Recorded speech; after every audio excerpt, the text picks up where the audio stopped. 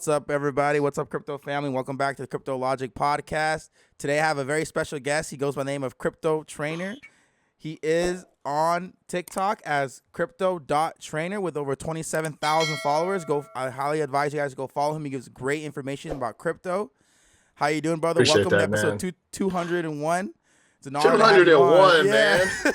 That's crazy, man. 201, man. Been watching your content for a long time, man. And so to jump on here and talk a little crypto with you, man, I'm really looking forward to it. And, appreciate the shout out on the channel. I'm just out there trying to help people the best way I can and hopefully entertain them a little bit, maybe teach them a little something about crypto. Yeah, I love your videos, man. I love that this one you did was funny, the crypto degens. Yo, man, I know. I saw that sound, man. I was like, yo, man, I know some of y'all go watch that video. Y'all guilty of it. I know you are, I love your content. Oh, he has a Twitter too. Go ahead and click that. I'll make sure I link everything in the description if you're watching this on YouTube. And if you're on the podcast, the links will be there as well.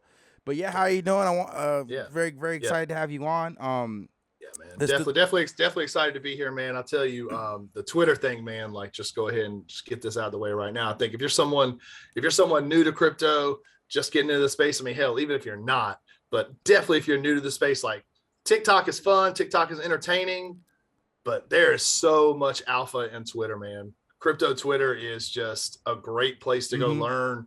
There's so many quality creators putting out content on the app. It's a different format with threads and, obviously more of the written word. It's some really interesting stuff you can find on Twitter. So you definitely got to get on Crypto Twitter if you're not there right now. Yeah, I really do believe that as well. I think like for any new person that's going to go into crypto, whether you're a content creator or whether you're just going to be an investor, Twitter is like the first thing you should download, like CoinMarketCap, CoinGecko, whatever one you want to use. Twitter. Yep.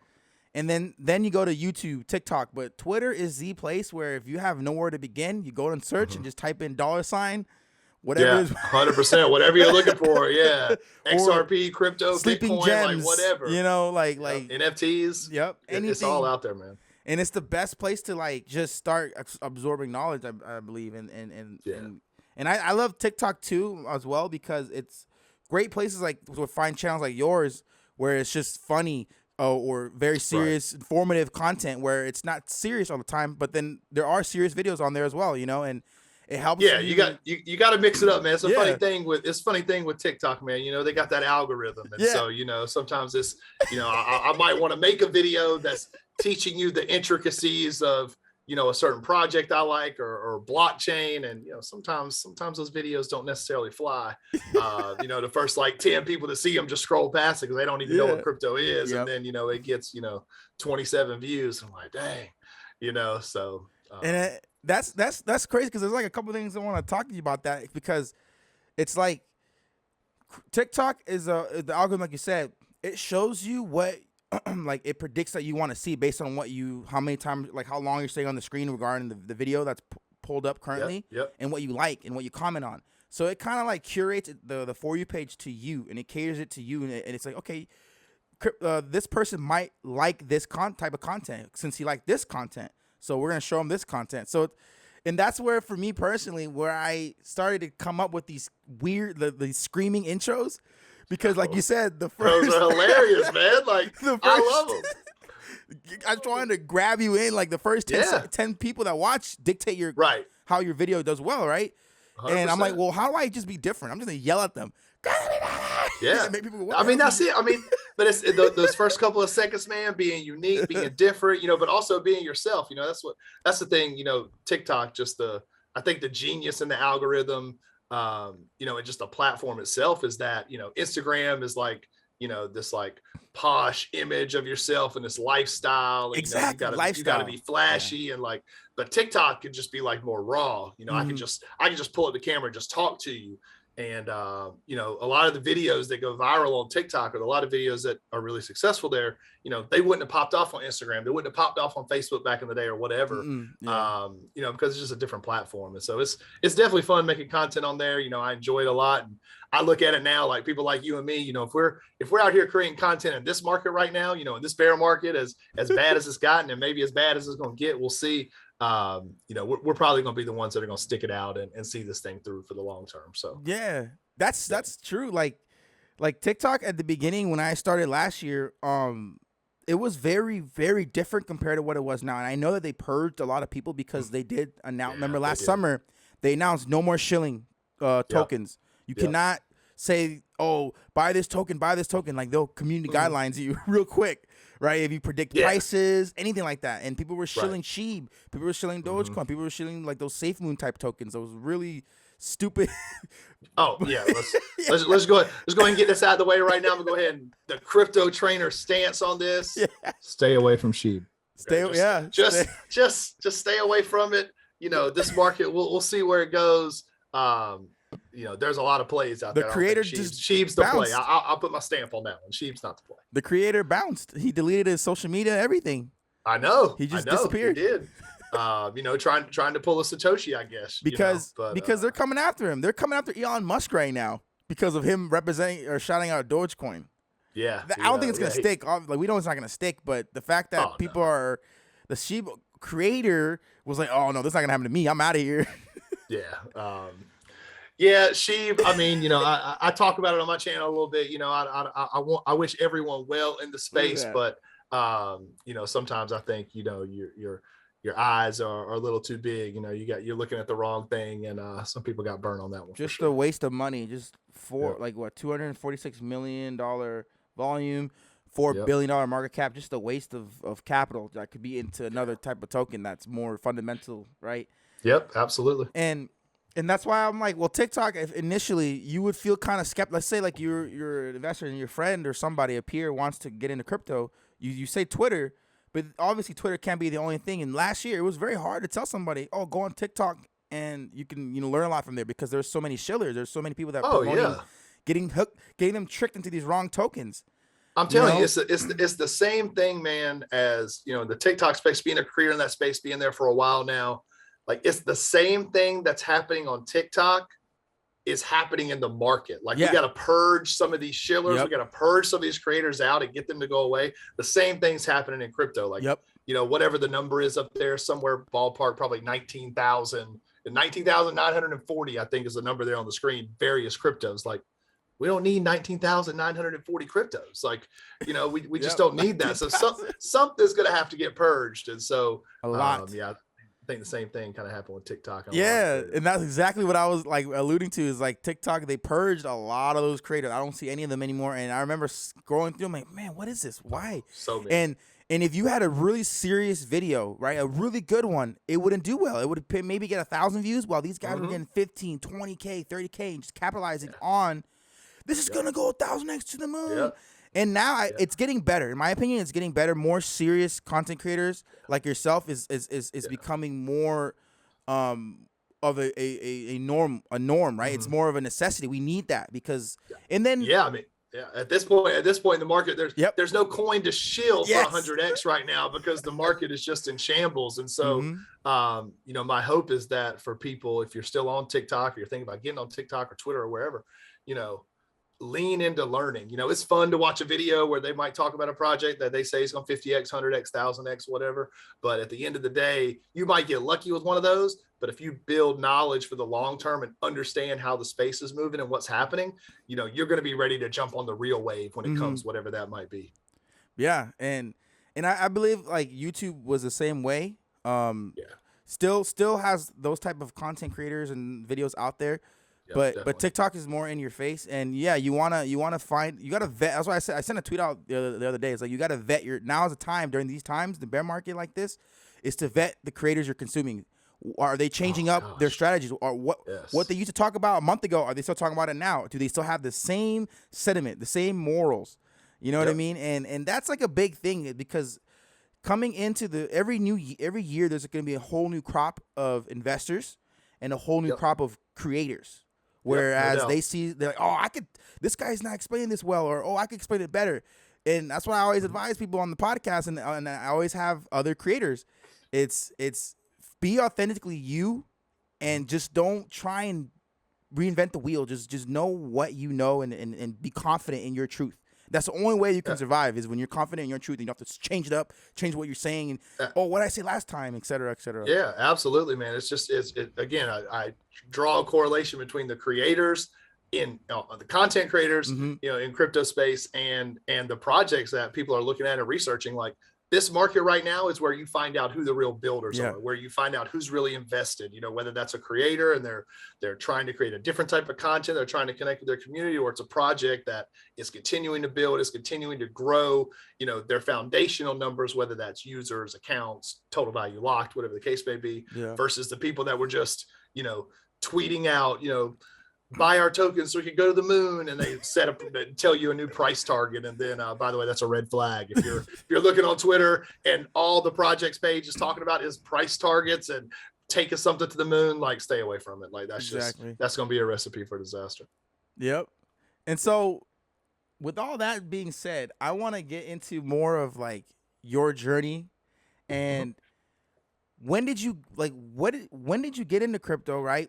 And why did you stay in crypto? Like, what did you feel your purpose was, and to make you pick up the phone and then just start recording on TikTok, right? Because most people you don't really correlate TikTok with crypto. Like, just recently, last couple of years is when it really kind of, I think, took off.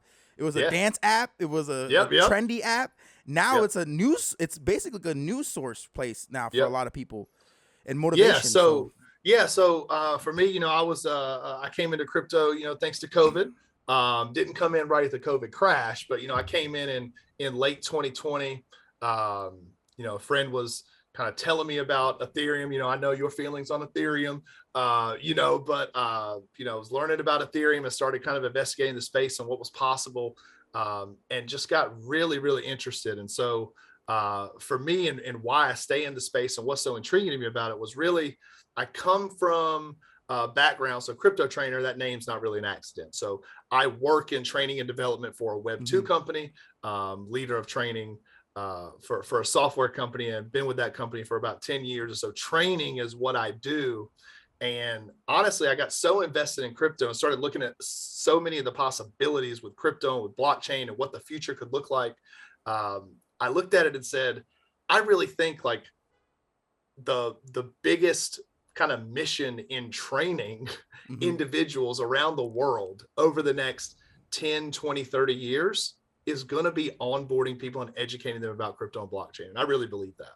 So again, I'm in a Web2 company now in training and development. I've been there for a long time and I am happy, but I could very much see a future where, I would be in the crypto space full time and helping educate people. And I just think there's so much potential here that the upside for what crypto and blockchain offers the world, I think is too much to ignore. So I'm gonna stay here. That's amazing. And almost every guest I've had on said that a friend brought them, kind of like showed them something. I'm like, those are like the best stories, because it's always. Were you initially acceptive to that, or were you like, I'll check it out later? I mean. I was, I'm kind of a, I'm an optimist, I'm a glass half full kind of guy. So like, started, hearing about this, started asking a few questions, and, the friend that like kind of started talking to me about Ethereum and started talking about crypto, looking back, I'm like, man, they didn't really know that much about what they were talking about, really. Like, they were just like, to the moon, And so, I started really looking into it, and, started seeing like, man, there's like a lot of potential here to really transform so many things that are so key in our world. And again, that's just what hooked me. I was like, man, you're just scratching the surface, the dude who told me about it.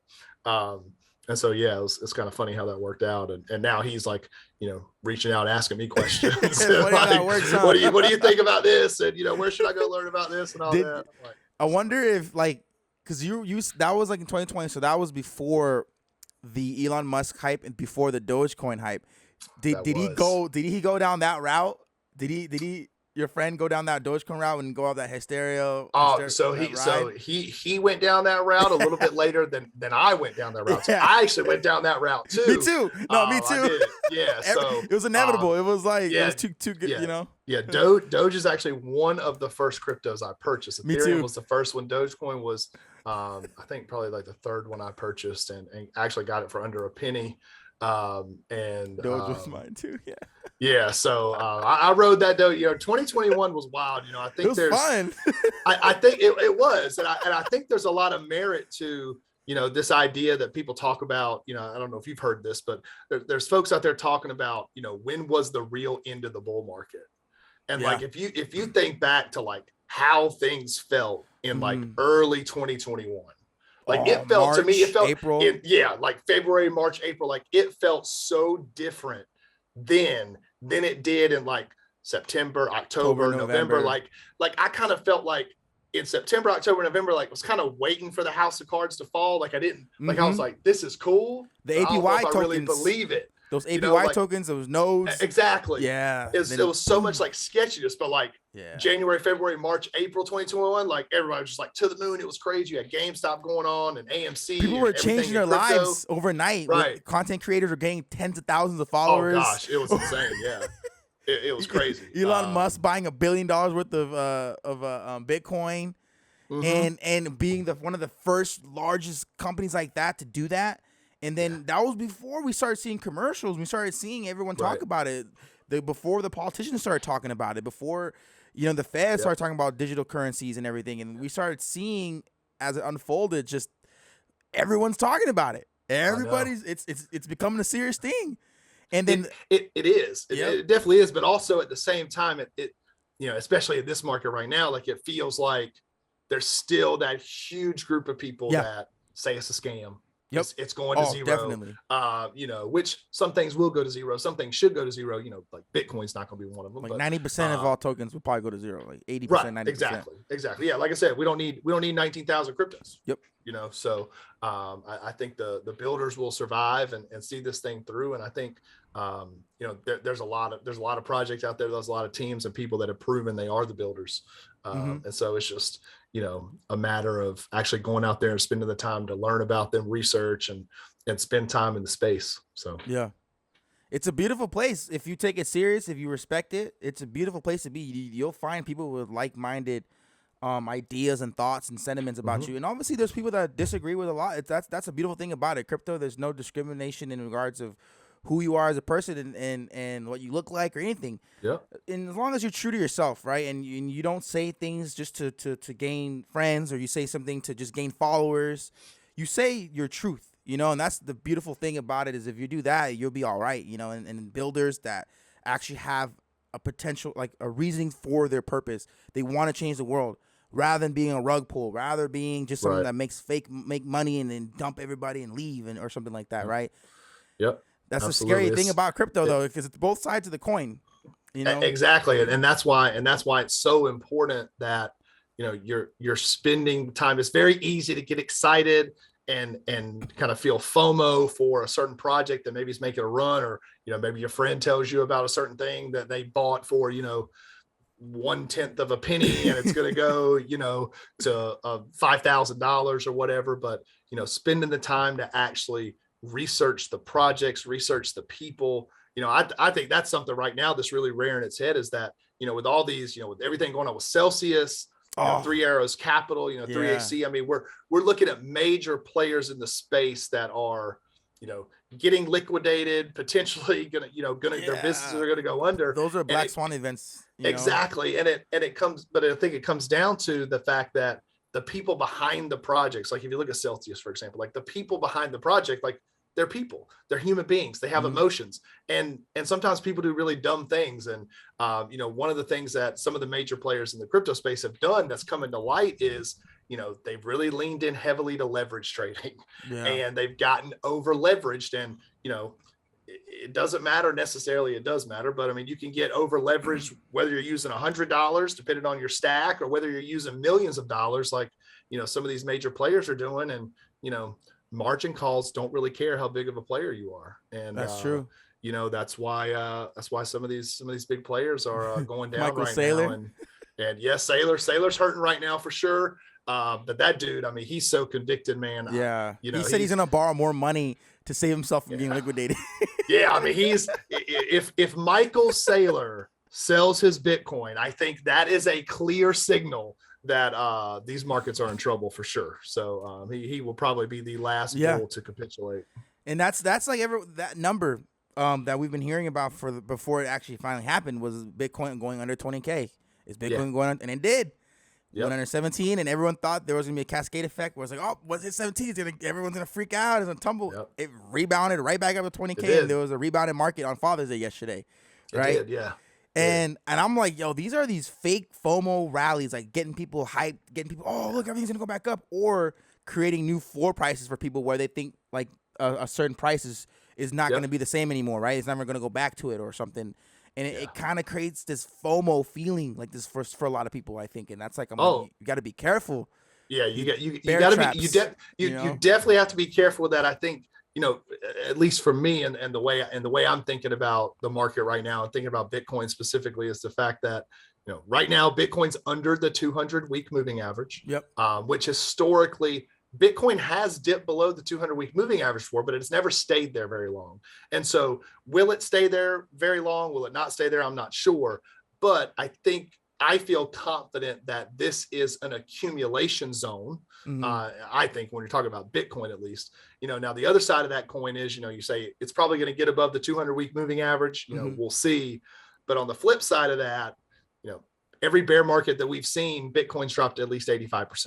Exactly. Yes. And so that would put Bitcoin, right, or something. Yeah. So that would put Bitcoin at 10,300 roughly for a bear market bottom. If we saw 85% from the top, which I'm saying 69K, that puts it at about 10,300. So that says, well, looks like we got about 50% more to go on Bitcoin. And if we get that on Bitcoin, you know, you're probably getting, you know, who knows, you know, 60, 70, 80% more on some altcoins. You know, some altcoins obviously will definitely go to zero. Those are done. They'll be done. You know, yeah, there'll be a lot that'll be purged out, but you know, that's kind of the game we're playing right now. And so, you know, I think the long-term mindset is, you know, it is going to prevail. It's proven that it will prevail. And that's how I'm approaching the market. At least it's just, you know, I'm definitely in an accumulation zone here, and being optimistically cautious with certain alts.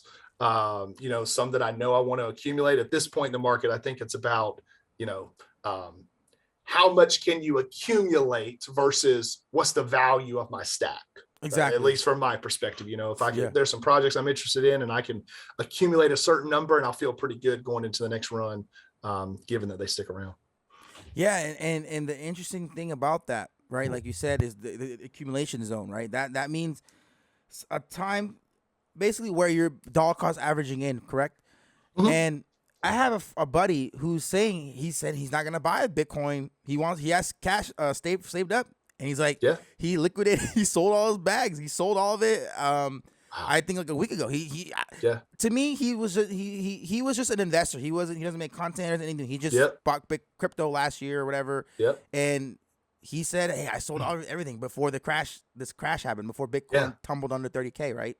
Right. And so I think he sold at some losses. Most of everything was like at a loss pretty much, but he saved himself from further loss. So his mindset right now, I literally was speaking to him earlier. He's like, well, I'm waiting for Bitcoin to go to 10,000. That's his number in his head. And I told him, I was like, what if that never happens? What if Bitcoin goes to like 12,000? You wouldn't buy at 12,000? He's like, no, 10,000 the number. I'm like, okay. Well, people are predicting like 10,000 Bitcoin. That's the sweet number. What if it never happens and you miss out again? That's the scary thing. That's a dangerous game.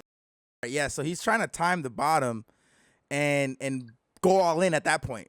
I was like, that's so risky because you can't. Never know. That's a tough game. I mean, you know, it's really hard to guess the bottom, and you know, and maybe we hit that 10,000 number, maybe we don't. But you know, if you set your heart on a certain level and you say, I'm going to go all in at that point, you know, I think it's important to remember that generally speaking, the whales, the market makers, they're really in control of this, and they're probably smarter than you are about these markets. And so they know people are targeting certain levels, and generally they're going to probably try and take the market where everyone doesn't want it to go. So if everyone wants to go to 10K, they're going to let it get to 12K, and then they're just going to boom, turn it the other direction, you know, and that's how markets work. And so, you know, that's why it's one of those things where, you know, you got to stay unemotional and, you know, keep trying to pick a target and say, I'm going to go all in at a certain places. Yeah, it's a dangerous probably game, not like a winning game. Yeah. And I'm like thinking, I'm like, okay, like you got to understand here, like the amount of money I saw like a chart, someone made like a chart, like I can't think of the number top of my head, but like it said in 2012, Bitcoin went under $200. That was the bottom. And then in 2015 or whatever, it was 2,000, and then all the way up until 20K. Yeah. Right? It was like below, and I'm like, look at the difference of every few years, Right. how much of a gap we're creating from the $200 initially. Exactly. And that's one of the things I'm actually this might be part of that video. Heck, I don't know. But I'm going to make a video about this on my channel. I've been thinking about this a lot lately in this bear market, is the fact that a lot of people often think about the from the top of the last bull run to the top of this bull run, and that certainly matters. But I'm also starting to look at projects that I'm interested in and looking at the bottom of the last bear market to what could be the bottom of this bear market. It's different. It's going to be different. Exactly. Well, it's going to be orders of magnitude different potentially. So, in my mind, let's take a project, one that I don't know that you're a huge fan of this project, but talk about Cardano for a second. Okay. I used to hold Cardano. I'm like, okay about it. Okay. So Cardano in the last bear market, bottomed out at about 2 cents.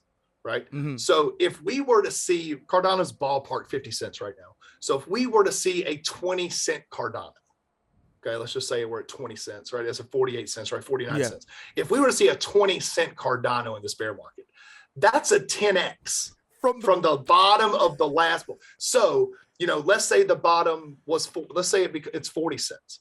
If that's a 20x, right? If we were to go 20x again in the next bull market, or the next bear market bottom would be $8, right? 40 cents times 28. The bottom of the next bear would be $8. So like looking at projects in that way, maybe you might want to call that hopium, but it's something I'm looking at and just thinking of, where did it bottom before? Where could it bottom now? If that's a 2x, 3x, 5x, 10x, could we see that type of return bottom to bottom in the future? Something to think about. That's amazing. Yeah, that's literally, I've like worded that in the past where I'm like, you see a bottom from 4 years ago or 2 years ago even, and where the lowest point has been in that year. And then if you look at this current year, bro, when 2022 is over, you're going to look at the lowest it's ever been in this year. Yep. It's going to be, like you said, a 10x, an 8x from where it was before. It's just going to, it's gaining more and more as the crypto space evolves. And I also mentioned, like when you said earlier, when the purge happens, when these 19,000 cryptos goes down to like 1,500. It's happening. That money that's in the crypto space now, it's going to have to flood somewhere. It's going to flood anywhere. That's where you see a $100,000 Bitcoin. That's where you see a $10,000 Ethereum. And there's, and I was watching a video the other day, Kevin O'Leary, Mr. Wonderful, people talking about, he loves talking about it. He's an expert. Right? He's on there with his suit and talking to sending the Loomis and, but he says, 800 billion, ballpark the market cap of the crypto space. I mean, 800 billion, like that's nothing. Yep. When you think about like the global assets, it's like 100 trillion or something money, like that. Yeah, like it's insane. 800 billion is nothing. And so, when I think about the fact that we're in a bear market right now and things don't look good, sometimes and some days it's worse than others, and you feel bad and you get down. But there are so many things in the future that we have to look forward to. That keeps it from exactly sinking. That, a Bitcoin ETF, a spot Bitcoin, that is going to happen eventually. And an Ethereum one as well. Ethereum is going to happen. The Ethereum merge is going to happen. The XRP, the Ripple lawsuit with the SEC, that's going to get resolved. And right now it looks like Ripple is absolutely handing it to the SEC. And so, that's going to be a bullish catalyst. There's so many things going on in the space that are future indicators of success that at this point feel almost like a certainty. Nothing certain. Which ones? That's the question. Which ones? Yeah, it's and the fact that who's Amazon, who's Google, who's exactly. And there's definitely some of those in this space now. I think there's some that haven't even been created yet. Especially in the metaverse space. There's so much that's going on there, and so much that will go on there. Is that it's easy to forget about the metaverse maybe in this bear market because it was one of the hot things near the end of the last run. It was. Now it's like it's not real. Who wants to use all this? But, Sandbox, those things blew up when Meta changed their name to Meta. Facebook changed. Sandbox actually Sandbox actually the weekly RSI on Sandbox is actually the lowest it's ever been in history right now. Which is kind of interesting, if you're into the metaverse, and you're looking at Sandbox, and you're thinking maybe it's something to accumulate for the long term. I mean, there might be some opportunities for Sandbox. Yeah, Sandbox, Gala, Engine, those are some of ones I consider blue chip. Flow. Yeah, those are ones that I think will do very well when the regulation kicks in and when things start picking up. Right, when we start seeing Gala Games is one that I honestly wrote off when I first heard about it, because I first heard about Gala Games and started reading about it a little bit whenever they got listed on Coinbase. I can't remember exactly when it was, but I'm pretty sure it was like in the hype in the midst of everything happening in late 2021. And one of my buddies was telling me about it, and I kind of just wrote it off. Like, he's like, "What do you think about this?" And I'm like, "Well, it's just pumping because it got listed on Coinbase, and I'm not really sure what's there." And then I started reading about it, and there's a lot of interesting stuff going on with Gala Games, and the fact that I was listening to a podcast, not this one unfortunately, but I was listening to another podcast, and they were talking about Gala Games, and the fact that they spent $1 billion, with a B, in January of 2022 alone on development in their platform. Wow. $1 billion. That's gonna pay off. With a B. I think I was listening to Paul Barron Network podcast. Can't remember the name of his podcast, but if you're into metaverse, you should definitely check that out for sure. But just the amount of funding, the amount of money that's going into that space, the amount of billions that they just had the Galaverse event. And partnering with Epic Games, they're launching a game on the Epic Games store. And so they're building. Gala's got a lot going on. They are building. They're doing the things that keep you from going, okay, well, they're not going to go to zero. Yeah, definitely one to watch. They're not laying off people. They're not, they're not doing things that sign like, oh, we might not make it. Talking about speaking of that, you talk about the crypto layoffs. So my wife was actually interviewing. I don't know if I say this, but my wife was interviewing at Coinbase. What? She got to like the second or third round of interviews, and literally the recruiter told her, like at like 2:00 in the afternoon, like a couple weeks ago, one day, like, "Hey, we're going to move you forward to like the final round of interviews." And then like an hour later, I was like, "Hey babe, you get it?" Coinbase just froze hiring. This is like before they laid off. Like, it was like they're freezing hiring. And she was like, "The recruiter just told me like an hour ago I was going to the next round of interviews." So I was like, "Well, I'm just telling you what I read on Twitter from Coinbase about what they're doing." And then like, sure enough, the next day the recruiter reached back out and was like, "Yeah, we're not going to be moving forward at this time, whatever." It's that was crazy because we were so hyped up when she got through a few rounds of interviews, and she was excited for the opportunity, and it did work out, but I was like, maybe unfortunately, I'm sorry about get the door, get me a little alpha. Yeah.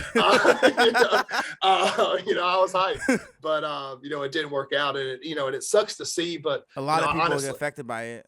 Oh, 100%. I mean, a lot of really good people, I'm sure. And, I've been through that. I've been through that before as well. I've been in the room having to make some tough decisions about laying off folks, and it's not fun, and it's really hard, and definitely not envious of the people at Coinbase that had to make those decisions. But, I do think that Coinbase, you can have your feelings about Coinbase. You like them, you don't like them, you think they're evil, whatever the case may be, but I think Coinbase is definitely going to be around. Coinbase is ultimately going to be a winner. Their stock is crushed right now, but long term, they'll be fine.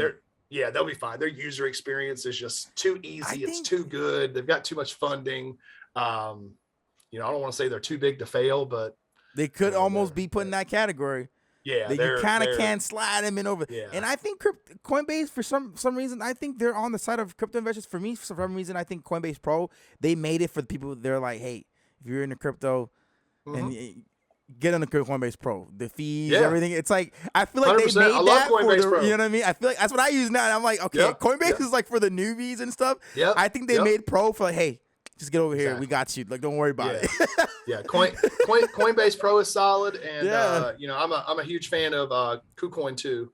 I use And if KuCoin you've a seen their lot. new tax, the way they do the taxes, they say you could label all the expenses that you've had on it. Oh yeah. It's a gift. It's a gift. Yep. It's just Oh my transfer from my other wallet. Like you don't have to.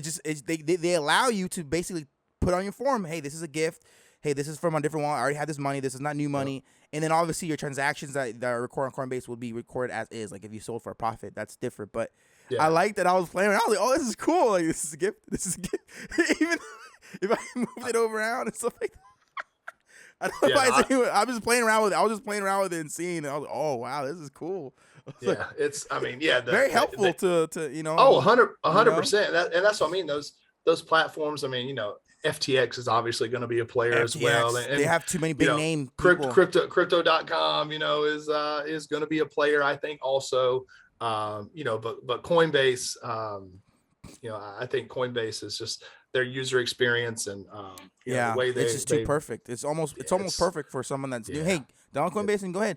And you could almost say, other than the fact what happened with Luna, because they did have Luna on there, you can almost say that anything that's on Coinbase is potentially safe. Remember though, any crypto can go to zero, right? Yeah. Any crypto can go to zero, but I'd rather have them go there than some I think it was Whitebit or something that has all these meme coins and stuff like that, right? For example, exchange that can list things based off of money, right? Coinbase does list Doge. They did list Sheep.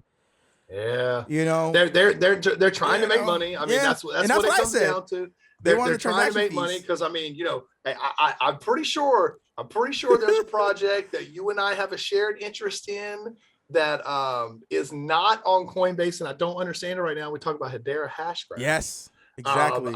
So you look at a project like Hedera, the legitimacy I believe behind that project, the team behind it, like they're building something real, and it's like they will be. How are they not on Coinbase? Exactly. And I look at a project like that, and I'm like, it's sitting where it is right now, and it's not even on Coinbase. It's it's like what's going to happen when a project like that gets on Coinbase with the community that it has. I'd love to. That was honestly one of the things. Which I mean, I know I wasn't supposed to do this, or she wasn't allowed to do this. But I was like, you get a job at Coinbase, you're going to find out why they are not listing HBAR. You're going to find out what's the real criteria. Like you going to give me a spreadsheet. You're going to show me we're going to hammer this out because what's going on here? What's the conspiracy with this? Why is it going on HBAR? It's but crazy. I think HBAR will get listed on and it's going to change. Right now, obviously there'll be a little bit of a pump, but I feel like it's like magic waiting for that token because that community is very powerful, very strong. Just like it's almost borderline as strong as the XRP community where it's just a bunch of people that are holding that thing, just been holding and they know the potential of it, right? Yeah. And obviously the naysayers, the supply and everything like that. Same thing with XRP. Everyone's like, oh, the supply is in the billions. And I'm like, no, just look at the use case.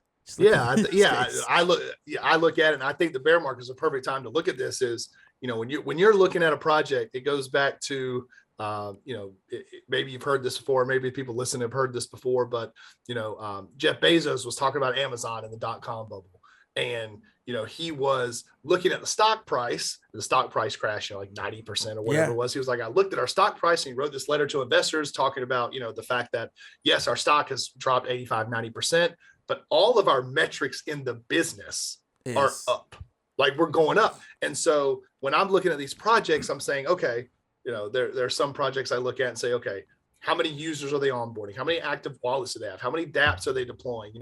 How much total value locked is there on the platform, depending on what they're trying to do. And if all those metrics are going up and to the right, and the price is going down, then, there's definitely more to investigate there, but it's not all doom and gloom, And so I think that's something to definitely look at when you're examining these projects is there's going to be a ton of projects, and there currently are, but there's going to be even more where users run away from it. Yeah. They sell and they go away. And there's going to be some projects that keep building and keep innovating, and they're going to bring more users to them.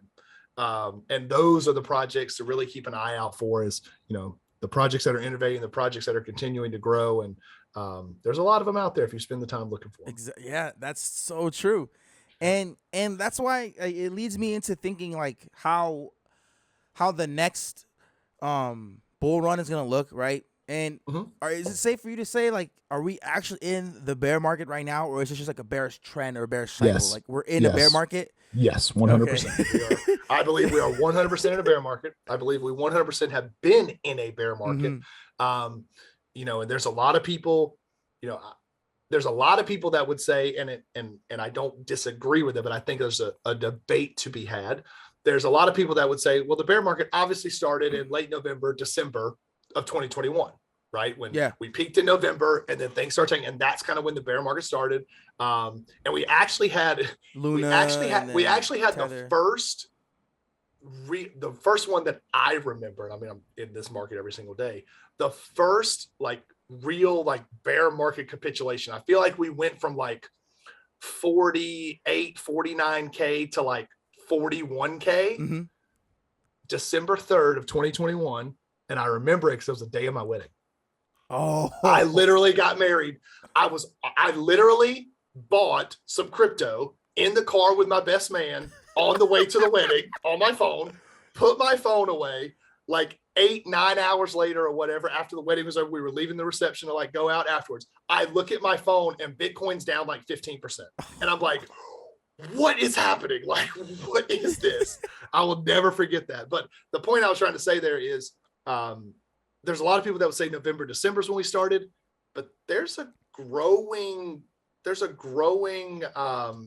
talk track around maybe the bear market started in mid 2021.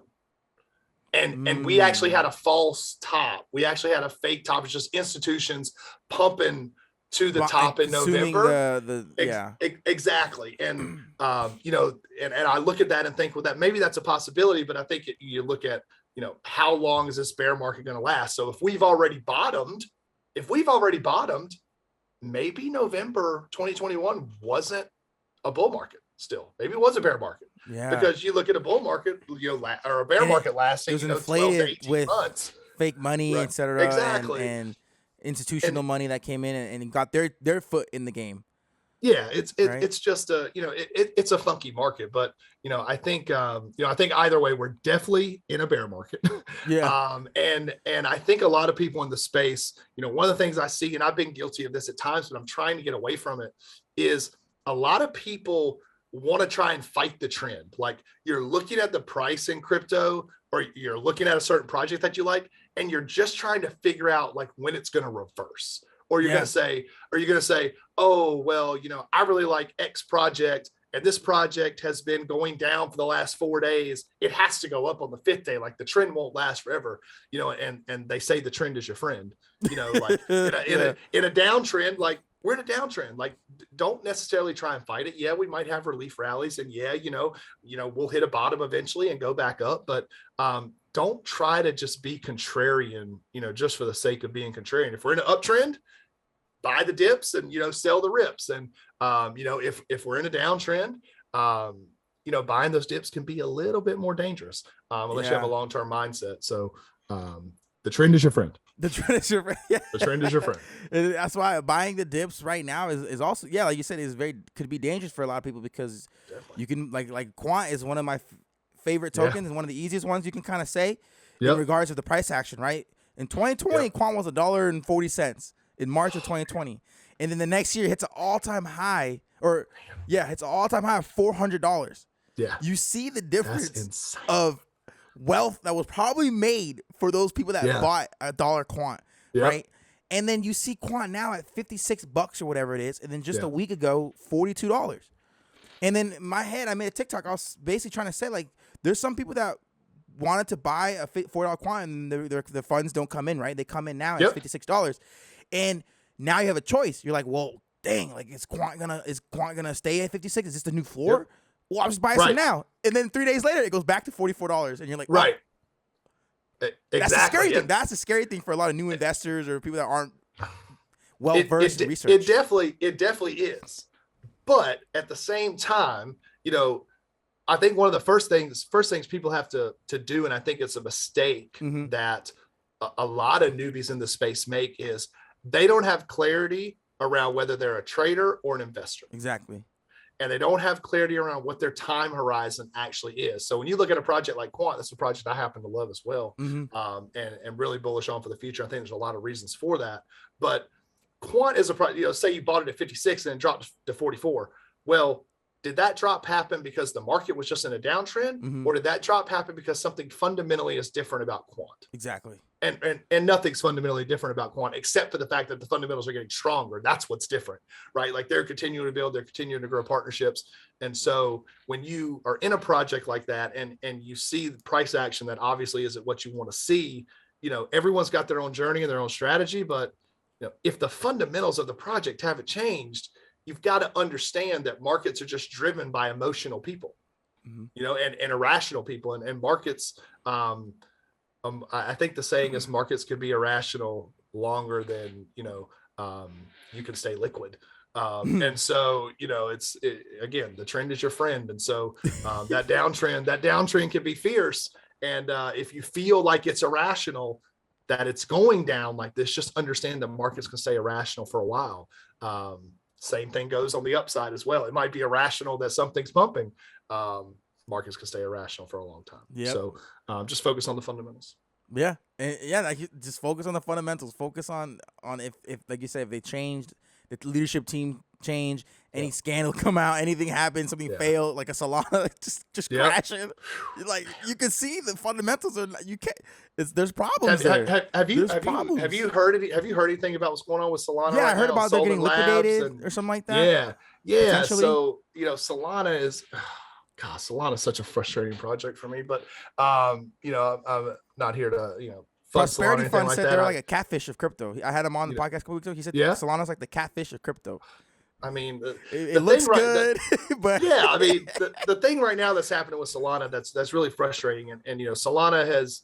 I don't know anyone that's actually researched a project that really knows too much about it that would actually say it's decentralized, but it's rather centralized. But they've got a whale that is putting some of their DeFi at risk.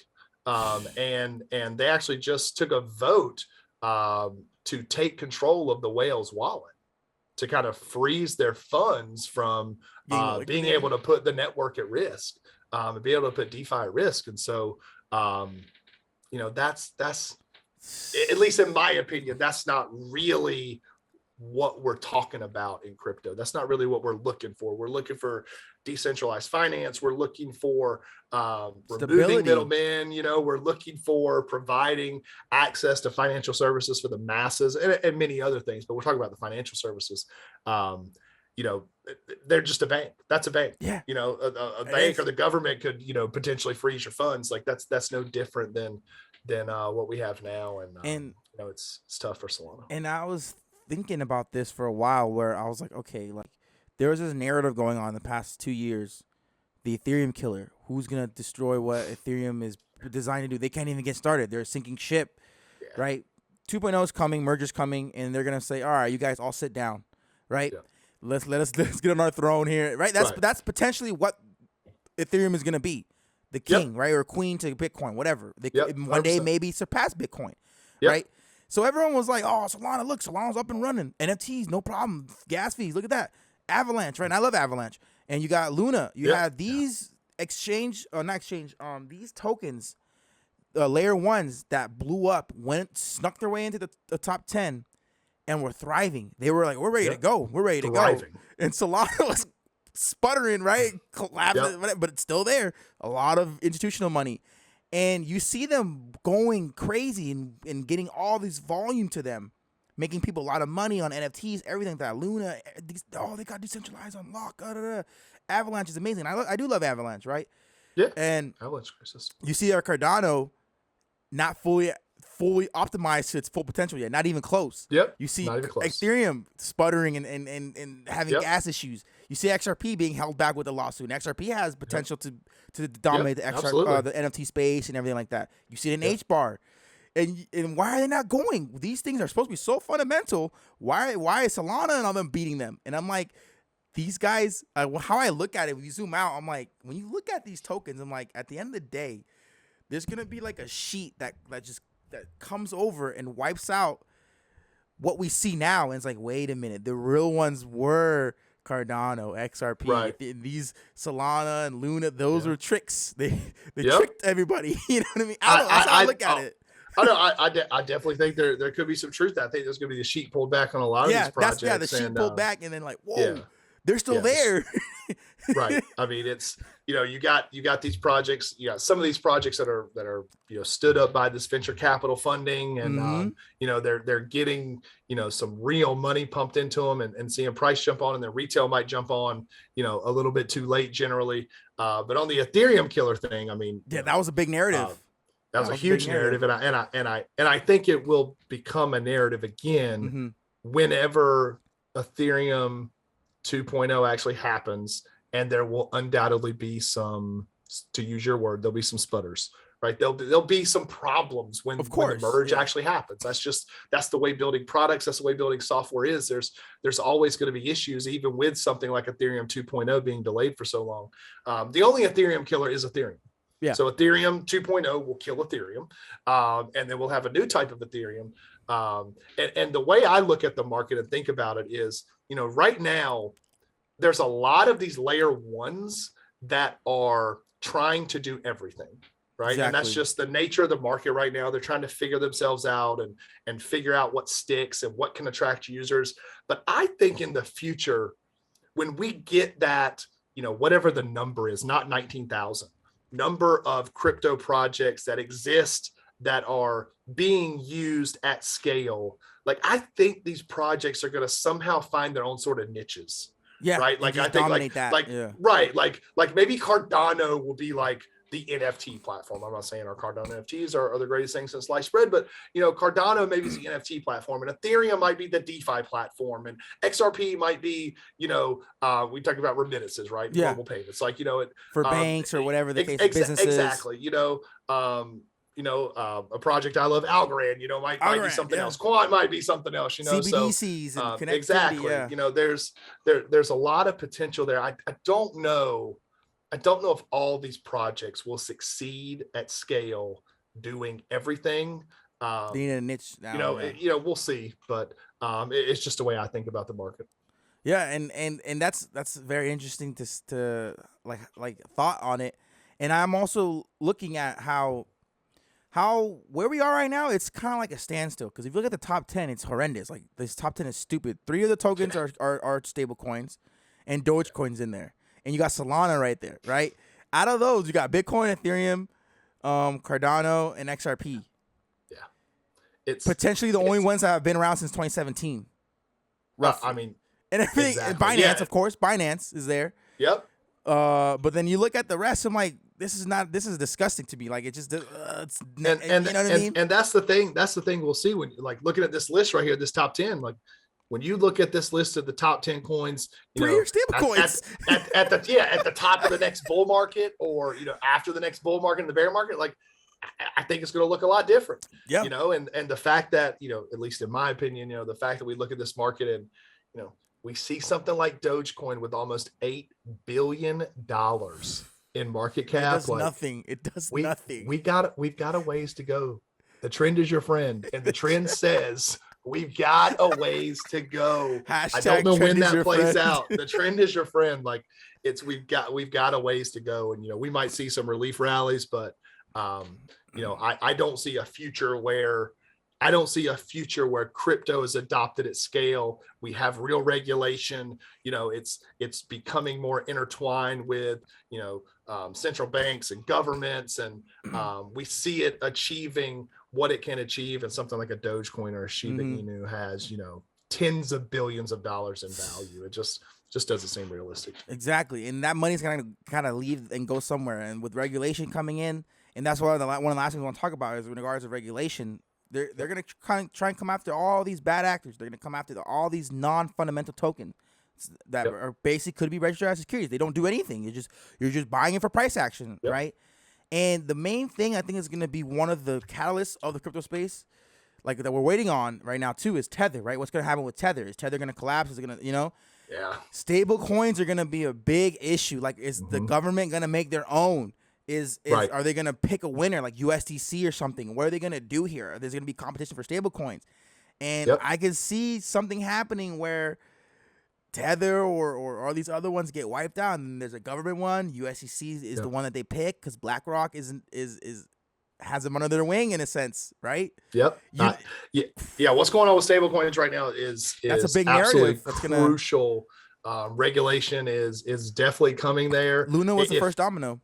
If Terra, Tether if Tether does collapse, I'm not a buyer of that scenario. But if Tether does collapse, I mean, that would be, in my opinion, that would be the worst case scenario right now in crypto. Like that would absolutely cripple. That would absolutely cripple the market.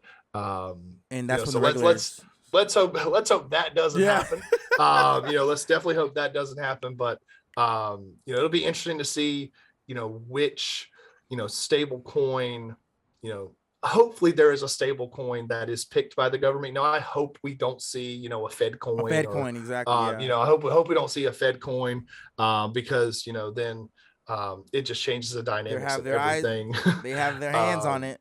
Exactly. And so, we'll see what happens there. But regulation is definitely coming, and the Loomis bill is, I think, good having read through it, but there's definitely still some work to be done, and any type of bill that's going to make its way through Congress is going to take a while anyway. So I expect to see this bear market play out for a good while longer, and this really being the opportunity for folks to get behind closed doors and talk about how we want to manage crypto and how we want to regulate this moving forward. I think it's also really great recently that there's been talk about, don't know if you've heard this, but the CFTC, yes, commodities, being the regulatory body, and not the SEC. That'd be great. And so I think that would be, fantastic. Or a checks and balance system, right? Yeah. Because the SEC is sort of just enforcing. They're just going. No one's stopping them,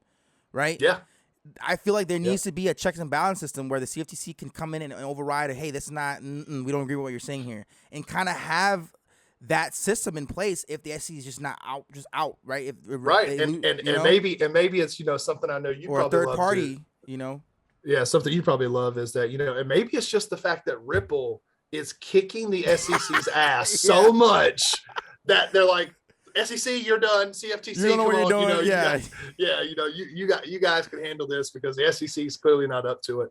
Go after I do changes. I do want to say, I think it's important for me to say this on your podcast, man. Like, when talking about Ripple and XRP, like, you can have your opinions on it. And I certainly know your opinions on XRP and Ripple. And, I own XRP, and, I have at times said there's some things about XRP and Ripple that I'm not a fan of, but there is one thing about Ripple, Brad Garlinghouse, the team, that I think people in crypto need to give them their flowers for. Mm-hmm. And it's the fact that they are standing up for the crypto space to the SEC. Like, they haven't backed down an inch. And like, whether you like XRP, you don't like XRP, or whatever the case may be, you have to respect the way they're just coming at the SEC, standing their ground and fighting. And they're not and they're fighting obviously for, Ripple, and they're fighting for XRP, but this fight is about crypto too. Yeah. And so if they win, whether or not you like XRP or not, it's a win for crypto. And on some level, we should all be cheering for them there. Yeah. And so I just, kudos to that team, and kudos to the XRP army. I own some XRP, but I'm not going to say I'm part of the XRP army. But I'm hopeful, glass half full kind of guy. I'm hopeful for the future with XRP, but I know our government can pull a fast one too. It's gonna put clamps on the SEC from going after any crypto that they want, because this will be the new Howey test. And like you see what happened with BlockFi. They went after BlockFi. BlockFi got scared. Said, okay, here's how much money you want. Oh, please. You want. Yep. And then what happened right after that? Celsius stops interest rewards. Nexo stops interest rewards. Crypto.com changes their whole reward system. No one likes Crypto.com anymore. That's the domino effect.